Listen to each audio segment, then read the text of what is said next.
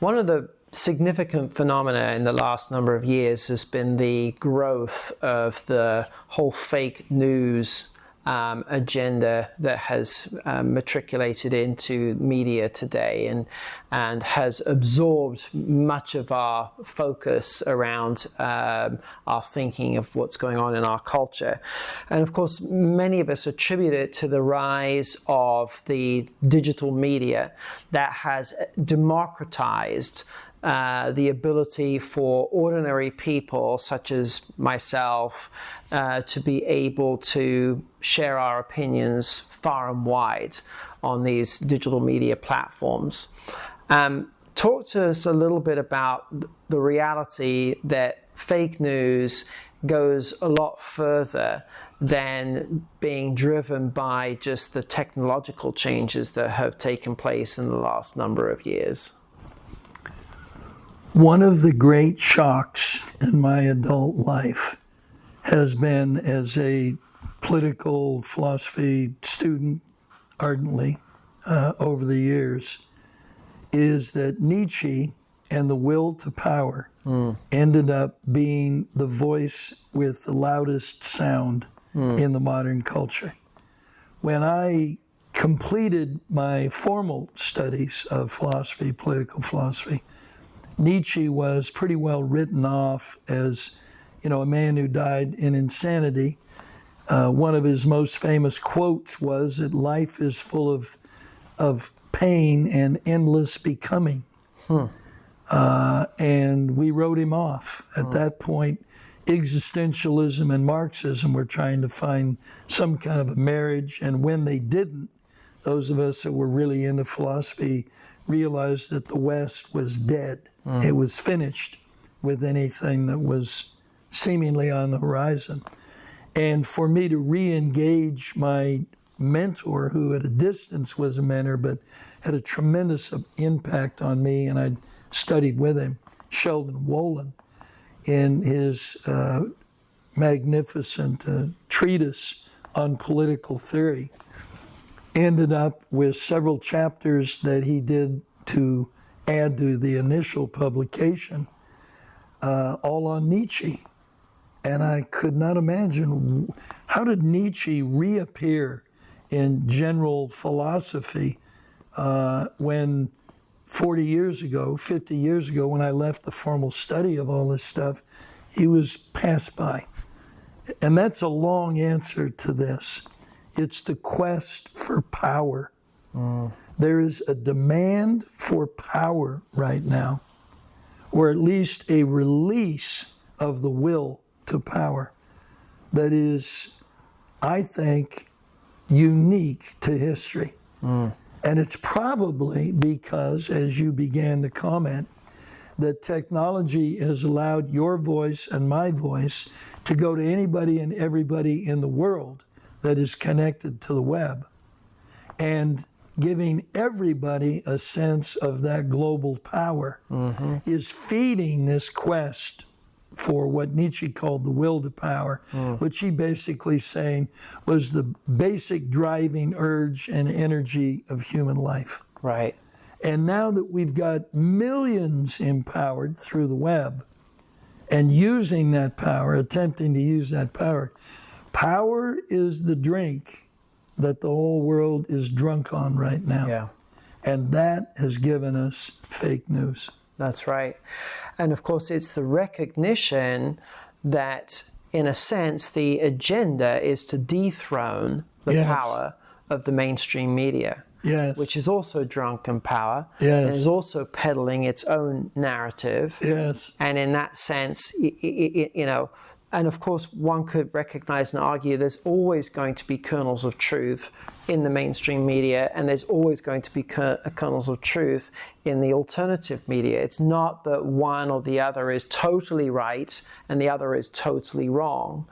But the reality is that there's going to be this mixture. How do we engage in winsome conversation that is constructive and respectful,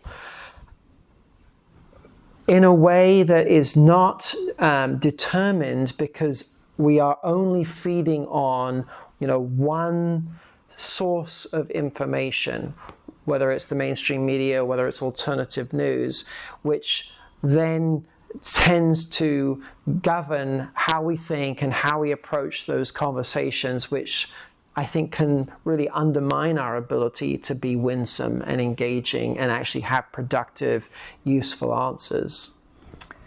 The truth and the complexity of what you just said has stirred up in me what I believe is the one sentence that we're going to have to learn to put in almost everything we say to anybody that we're going to be engaged with. And it is this: if it be true that whatever, if it be true that the information I'm relying upon to build a conversation, I have to begin with, if it be true.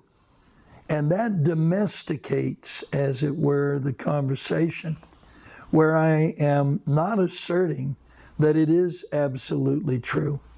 I am asserting that if this idea, and I'll state whatever the idea is at the beginning of the discussion, if it be true that what happened January 6th was in fact what is the word they call it? The insurrection. An insurrection. I think I blocked that word because it's so inane and stupid. If it was in fact that, then I will couch my conversation around that incident validating that it's true. I don't know how to say this more simply. I have to approach you or anybody else because of the alternative informations we're getting and the bold-faced lying that I'm still shocked to see it. I mean, politicians have always been liars, but now I think they've come to the point where they believe their own lies. They're delusional. Yeah. I think delusion is a disease that has gone off on an unbelievable level. Yeah. I have to say, if it be true that, then this is where I am. Right. If it's not true, this is where I am. Yeah. So that our conversation is already relativized by the acknowledgement that we may not have the whole truth. Yeah.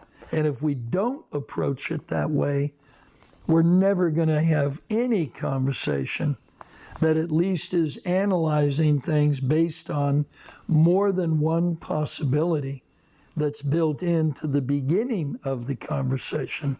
And therefore we can go on several different levels. If this be true, then. If this be true, then. If this be true, then. Now we've got a conversation that has got more possibility of elucidating where we want to go. Yeah. And I think the other problem is not only the lies that are being purported by either the alternate sources or the mainstream sources, and I think the lies tend to derive from the establishment that can spin a narrative. Yes. But it's not just lies; it's also assumptions. Yes. And so for those of us who are not necessarily sure, what all happened, we want to make sense of something that happened. We didn't witness it ourselves. And so we assume a whole bunch of things in order to make sense. So we assume that not the insurrection, but the riot that took place at the Capitol was really a bunch of disgruntled Antifa people that showed up. Well, what's the basis for that assumption? And is it based on reality, or is that just conjecture? And in order to talk about it, we have to take more than one presupposition and cover not just one, but more than one, because we don't know objectively what really was going on. Again, the if it be true at least allows us a conversation that can lead to one outcome, another outcome, and hopefully eventually be able to sort out that what was really true. And we've talked about alternative realities here. At least an alternative reality delivers us from being almost unspeakable in our communication, and at least opens the door. That's what I'm advocating. Right. And I think my concern is that we seek to engage our culture in beneficial conversation. We've got to be able to read what they're reading and understand from their perspective if we're going to have any kind of credibility. That doesn't mean that we have to agree. It just means that we have to be willing to consider their perspectives. And so to cut ourselves off from what I refer to as the literature of Babylon, the mainstream media, and to not consider what they're saying, I think grossly undermines our ability to have a voice that is credible. Yes. And that's really about all I can say is yes. And that's the bottom line. That is the bottom line. Thank you.